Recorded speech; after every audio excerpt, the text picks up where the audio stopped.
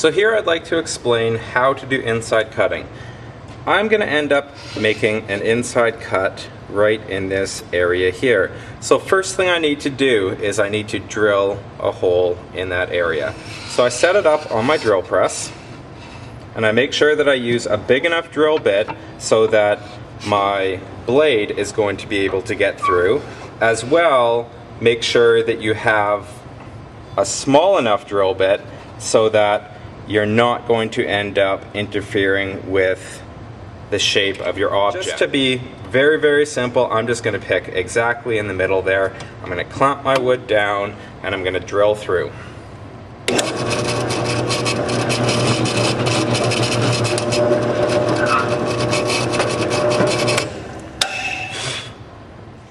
So here now I'm going to show you how to do the inside cutting setup on the machine. I need to get my blade inside that keyhole cut there. So the first thing I want to do is I want to lift my hole down so it is up in the air, nowhere near my piece of wood. So I loosen my hole down, raise it way up so I easily have lots of room underneath it. Second, I'm going to loosen my blade tension so it's all the way off. Third, I'm going to undo my blade.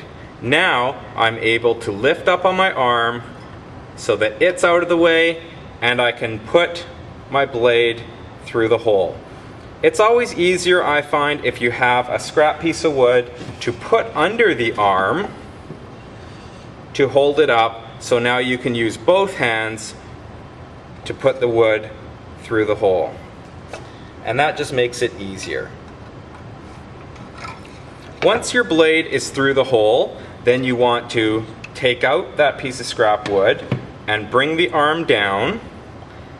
And here's a really important part. When this arm comes down, you must not have that hold down touching your piece of wood. If it is touching your piece of wood right now, then your blade tension will not work properly. So I have lots of room underneath it because I set it up that way to start with. Make sure that your hold down is not touching your piece of wood. Next step is I'm going to take my blade and attach it. Now that my blade is attached, I am ready to tension it. You can see right now my blade is not tensioned, so I must tension it. And I'm doing that ting test.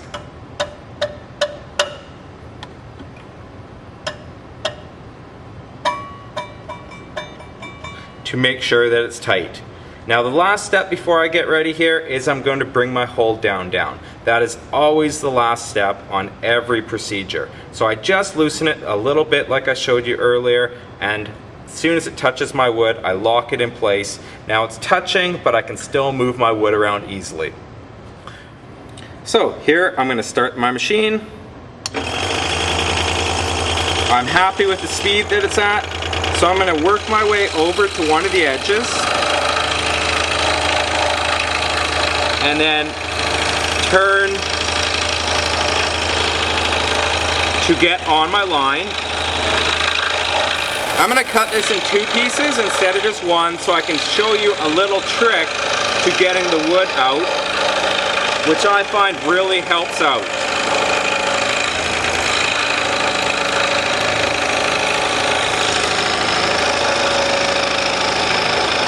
I'm just about to finish the cut of my top piece there. There it is finished. Now, I can do this one of two ways.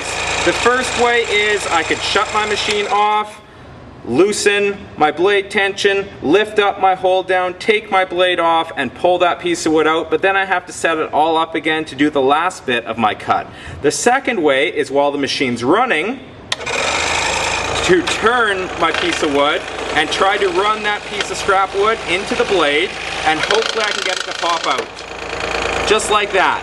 Now I can shut my machine off and I can just grab that piece of wood that popped out there. Now I'm already set up to do the rest of my cut. So I'd finish that cut off and then I would be done.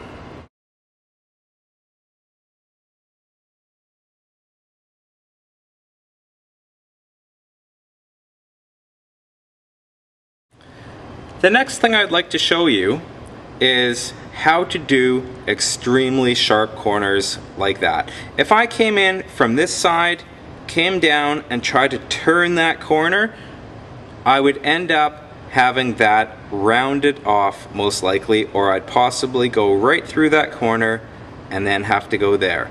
I wouldn't get my nice crisp corner that I want to get there. So I'm going to show you two separate ways to get a really nice corner there.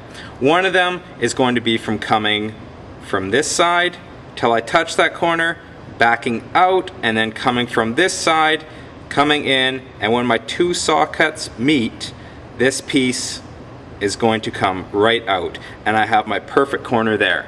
The other way that I want to show is I'm going to use the drill press and try to drill an accurate hole right in that corner there, and that way I'm able to come in and go out there because I got lots of room in that circle to turn my blade. I still will get left with a tiny little area in there, but I can come in there afterwards and just clean it out with the saw blade. Spend the extra couple seconds to make sure that that drill bit is in fact going to drill in the exact spot that you want it to before you clamp.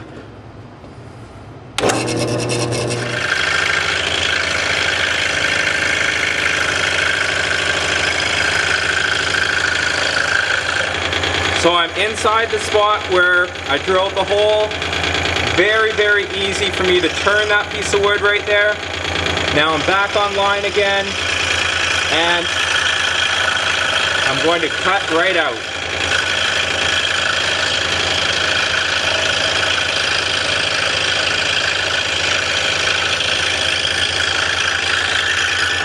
You're going to see that I get a nice corner right off the bat,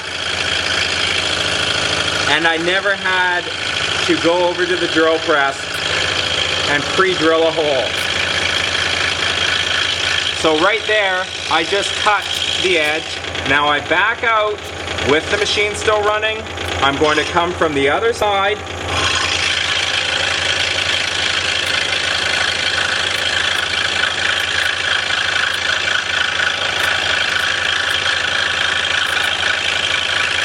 And my two saw cuts are just about to touch.